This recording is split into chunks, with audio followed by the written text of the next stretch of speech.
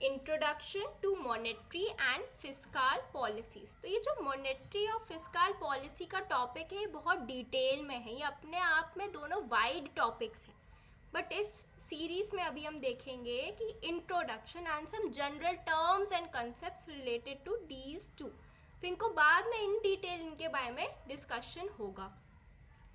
तो जब इन दोनों की बात होती है मॉनेटरी एंड फिस्कल की, तो दो की प्लेयर्स हमें देखने को मिलते हैं, दो की लोग, which is your RBI and your government. RBI is the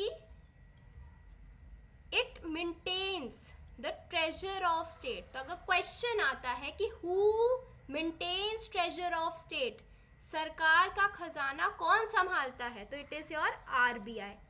RBI is also the monetary authority। तो ये क्या फॉर्मुलेट करेगी, हमारी मॉनेटरी पॉलिसी रिलेटेड हम RBI की बात करेंगे, मॉनेटरी पॉलिसी से related. On the other hand government is the fiscal authority. Fiscal authority मतलब गवर्नमेंट की इनकम एंड गवर्नमेंट का एक्सपेंडिचर ये ध्यान रखेगी फिस्कल पॉलिसी। देन हम देखते हैं एक कंसेप्ट, एक टर्म जो है पोटेंशियल जीडीपी। पोटेंशियल जीडीपी क्या है, हम पेपर में पढ़ते हैं, एक प्रोजेक्टेड ग्रोथ होती है, एक एस्टिमेट होता है कि इंडिया की इकोनॉमी इस फाइनेंशियल ईयर में 8% से ग्रो करेगी। डिफरेंट एजेंसीज अपनी प्रोजेक्शंस रखती हैं, तो वो बेसिकली एक पोटेंशियल जीडीपी की बात कर रही है कि ये इतनी पोटेंशियल होनी चाहिए। अगर वो बेस्ट, अब वन ऑफ दोज एस्टिमेट्स हम पोटेंशियल जीडीपी बोल सकते हैं। Potential GDP is that estimate, वो स्पेसिफिक एस्टिमेट है जो अज्यूम करता है कि जब लेबर एंड कैपिटल अपने मैक्सिमम सस्टेनेबल रेट्स पे एम्प्लॉय करे जाए at a consistent rate, at consistent rates पे, तो we get potential GDP. A potential GDP is that output by the economy of that nation। अब हम इसे ग्राफ से देख सकते हैं कि पोटेंशियल जीडीपी क्या है या फिर पोटेंशियल ग्रोथ क्या है। अगर मैं ग्रोथ को ले लूँ वाई एक्सिस पे और एक्स एक्सिस में आई टेक टाइम, तो मैं बोलूँगी कि ये पोटेंशियल ग्रोथ है मेरी, जो एक लीनियर वे में चलेगी, पोटेंशियल ग्रोथ। लेकिन रियलिटी में क्या होता है, कभी भी चीज़ें सीधी नहीं चलती, कभी ऊपर जाएगी कभी नीचे, कभी अच्छी ग्रोथ होगी कभी नीचे जाएगी। अगर प्रोजेक्टेड ग्रोथ 8 है और मेरी 7.7 ही हुई तो मतलब नीचे हो रही है, 8 है और मेरी 8.2 हो गई तो मतलब पॉजिटिव हो गई। तो ऐसे करके जो एक्चुअल आउटपुट है वो साइनोसॉइडल वेव फंक्शन में चलेगा।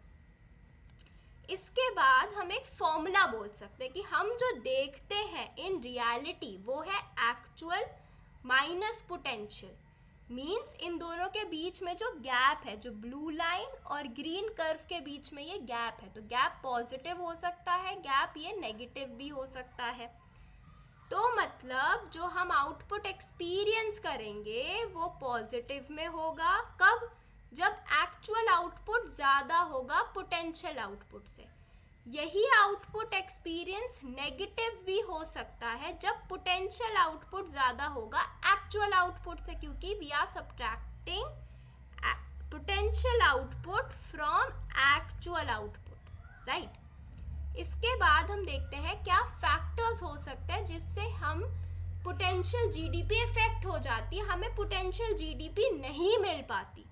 First is the natural resources, कि हमारे पास रिसोर्सेस नहीं है तो हम बाहर से ला रहे हैं, वो कॉस्ट ला रहा है एक्स्ट्रा, ये हो गई। फिर वी हैव ह्यूमन रिसोर्सेस, कि हमारे पास इतने लेबर नहीं है, शॉर्टेज ऑफ ह्यूमन लेबर है। फिर हम बोलेंगे ह्यूमन कैपिटल, इतनी नॉलेज नहीं है, इतना स्किल सेट नहीं है।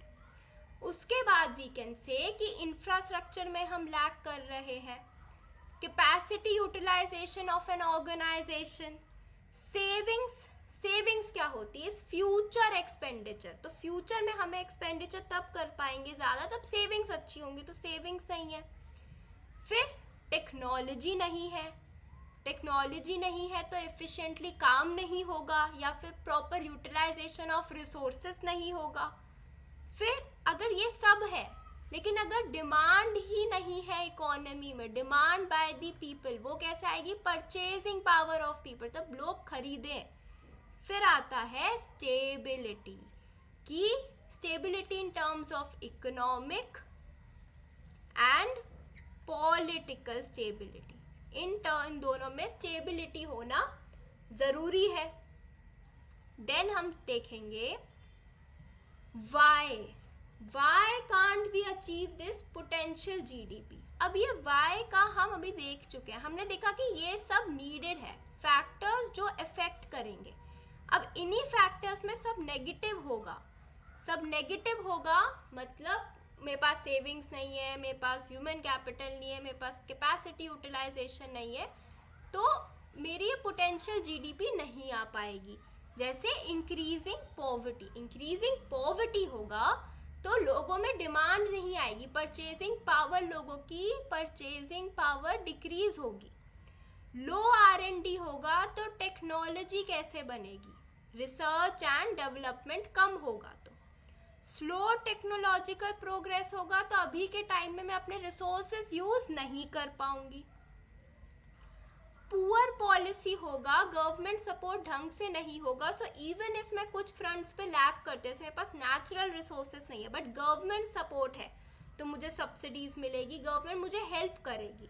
अगर वो नहीं है तो दिक्कत आएगी पोटेंशियल जीडीपी में। पॉलिटिकल इंस्टेबिलिटी होगी तो this will lead to poor policy manifest करेगी हमारी इकोनॉमी में, तो ये सब इंटरलिंक्ड है। लो इन्वेस्टमेंट, जैसे हमने जीडीपी देखा था तो वी हैव सीन कि इंडिया की जीडीपी में जो इन्वेस्टमेंट का कंट्रीब्यूशन है वो सिर्फ 30% अराउंड है, मोटा, तो जो कि कम है, वो ज़्यादा होना चाहिए। डिफर्म्ड टैक्सेशन बहुत ज़्यादा है, लाइक कॉर्पोरेट टैक्स बहुत ज़्यादा है, या फिर पर्सनल टैक्स, इनकम टैक्स बहुत ज़्यादा है, लोगों की परचेजिंग पावर कैपेसिटी नहीं रहेगी, कॉर्पोरेट्स नहीं आना चाहेंगी बाहर से, तो टैक्सेशन सिस्टम और बहुत कॉम्प्लेक्स है, तो कंपनीज अवॉइड करती हैं ये सब। फिर उसके बाद लैक ऑफ बेसिक इंफ्रास्ट्रक्चर एक रीज़न भी है कि हमें ये चाहिए, is one of the factor for potential GDP, कि इंफ्रा नहीं होगा तो हम काम कहाँ करेंगे। We need that base material, we need this base.